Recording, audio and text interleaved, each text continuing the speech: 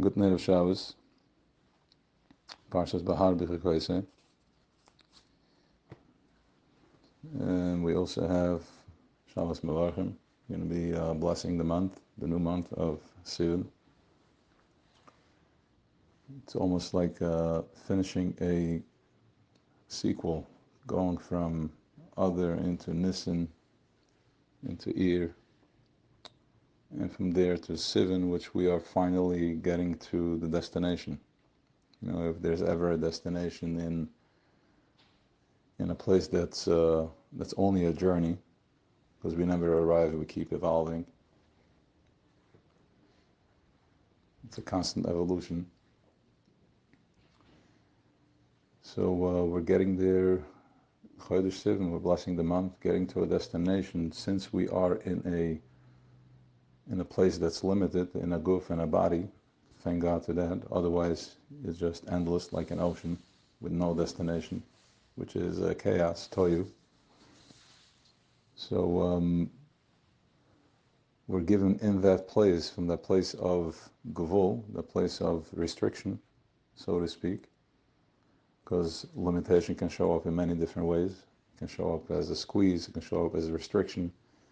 So we're given a Torah mitzvahs, which that gives us a way how to connect, which is, as we're being pulled into grounding, we're being pulled into a place of limitation, and it's a strong squeeze, it's a pull, and what's going to bring relief to that? It's like dry skin in the winter. It's dry, but then if you put a little moisture on it, it revives the skin, and it's almost like the body, the skin is asking, it's yearning, desiring, has a thirst.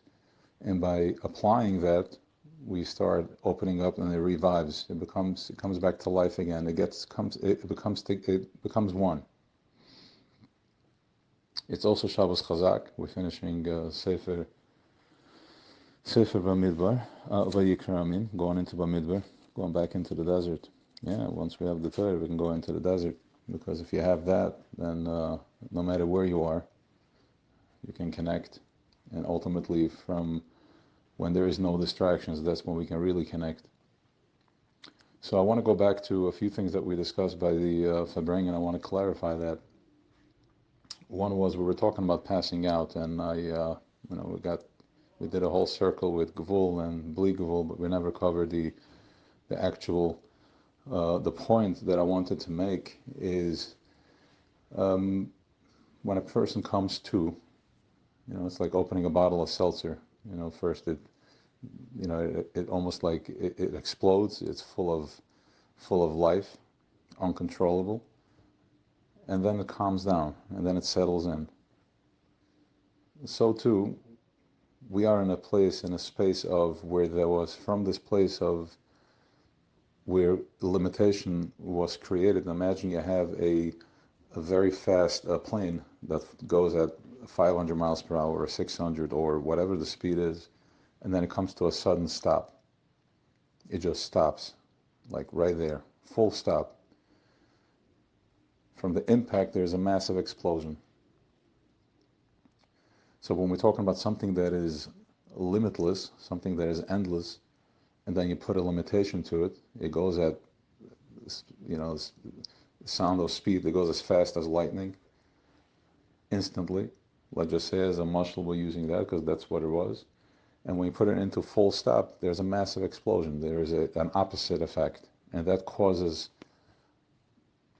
from this explosion, there's something new that comes out, something new that's created, from the yes and the no, from the yesh and the ayin, from the unlimited to the limited, something new comes growing from that.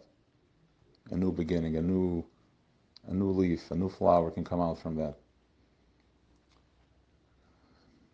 So life, as we know it, with all the chaos and all the commotion that each and every one are dealing with, the way it shows up, it's the same gevul, the same limitation, but then everybody shows up, everybody's vessel shows up in a different way. How it touches up, how it interprets the reality. So the first thing is to become present with that, to understand that the chaos that we're dealing with is not really the story. That is just the evolution part of what the story is. And in order to get to the story, we need to get to the place where it settles down, to get to the nakuda, which is going inside, becoming present, not to get distracted with what's outside of us, but rather go into the inside. What is behind? What's behind the explosion? What's behind this massive confusion? So the way to tap into that is בחוקותי. It's the chak. To simplify it is, for people like us, it's what's your value system? What do you stand for? What are the values? What is important to me? What's my core? What's holding this whole thing together? The center point of everything. Because there is no center. The ocean is endless. It's an endless light, it's endless potential. But I need to find my center. And the world is created with, it has the four corners, Mailamata, up and down. Mizrach Marer Daram Tzofa Mailamata. To find the center of that. Now, in this week's parsha is also, we have the Teichacha, which is, so to speak, to translate it accurately, it's called the curses. If you don't do this, I'm going to do that, and it goes on, and it's brutal. And we know in the Chassidish Sfarim is brought down that this is not really curses; they're really blessings.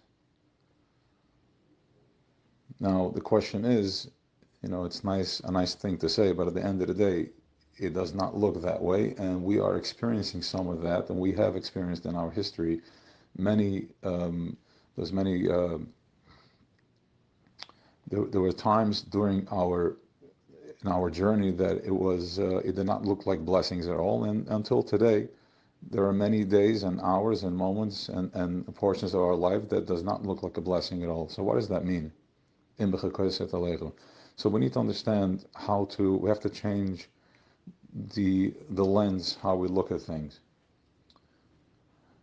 Now, the Torah is not here to threaten. Hashem is not here to threaten us, to tell us if you're going to do so and so, if you're going to show up on time, or if you're going to know whatever was learned, then good. If not, I'm going to punish you. That is only, it depends where we're at and how I view things, from which angle I see it. But if we take out the threat from it, if we take out the rigidness from it, and we look at it like that, if you're gonna wear a coat when it's cold outside, then you're gonna be warm. And if not, you're going to freeze. No, if not, it's gonna be cold and you're gonna freeze. So changing the angle, changing the lens, by simply changing that, the whole perspective, everything, the outcome changes immediately. I see it from a different angle. I take the squeeze, I take the aggression out of it. Now remember, if there is something moving very fast and we stop it, stone cold, it's going to have a massive impact. If I pay attention to it from that way, if I stay focused, if I only pay attention to the squeeze, then yes, it looks like a curse and it looks like it's a punishment. But if I understand that the pull and the stop is there to direct me to a place to where I need to be, and where I'm going to find it is in the center, in my value system, if I tap into the message, if I don't pay attention to the squeeze and the pinch, but rather I go to a place where there is calmness, then we find the harmony, and we find by finding the point. So the first thing is to have a value system, to have an intention as to what do I stand for. And if we focus on the positive, which is, it may take a minute to do so because of the past experiences that we've been through. So I'm used to looking at the threat.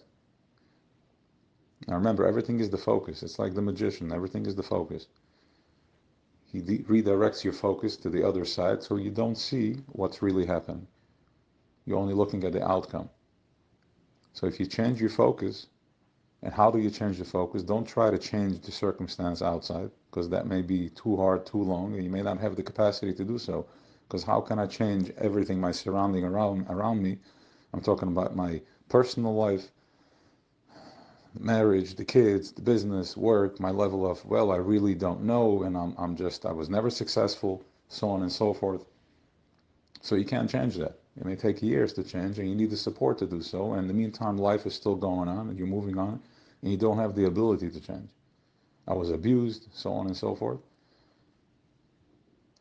But if we're going to a place of radical forgiveness, looking at the message in it, finding the point within, then immediately you're bypassing the whole system and you're dropping into the peaceful moment, into the eye of the storm. And that is usually found in V'ahavta Hashem Elokecha, tuning into your heart.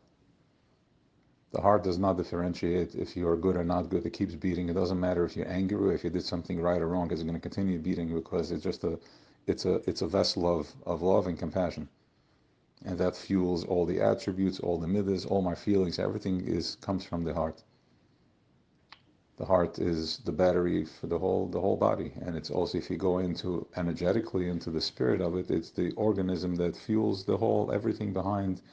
What appears to be, you have the house, you have the wood, the stones, but then the life of it, the juice of it, which is the electricity and all that, that is the pneumius, that's the pulse of everything. That's the pulse of what keeps the house warm and it brings the light and so on and so forth.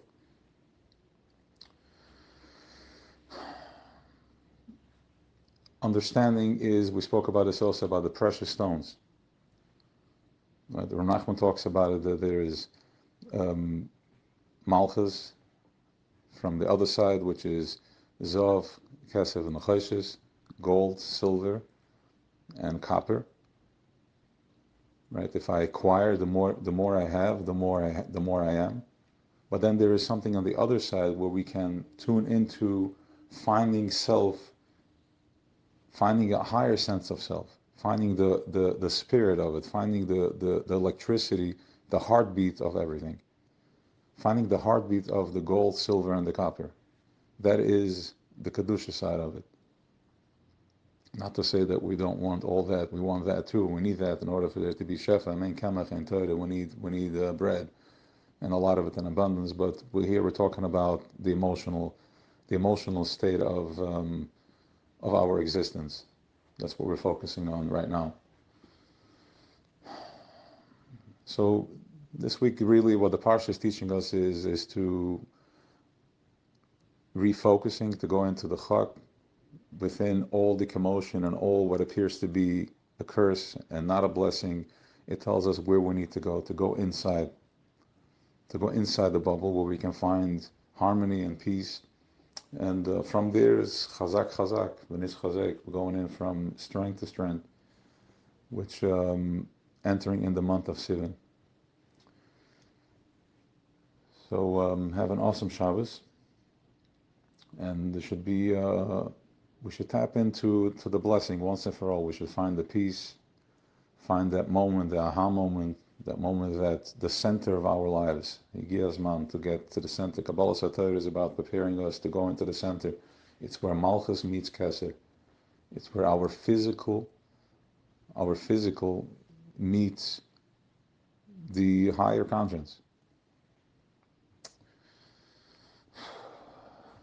All right, have an awesome Shabbos and all the blessings.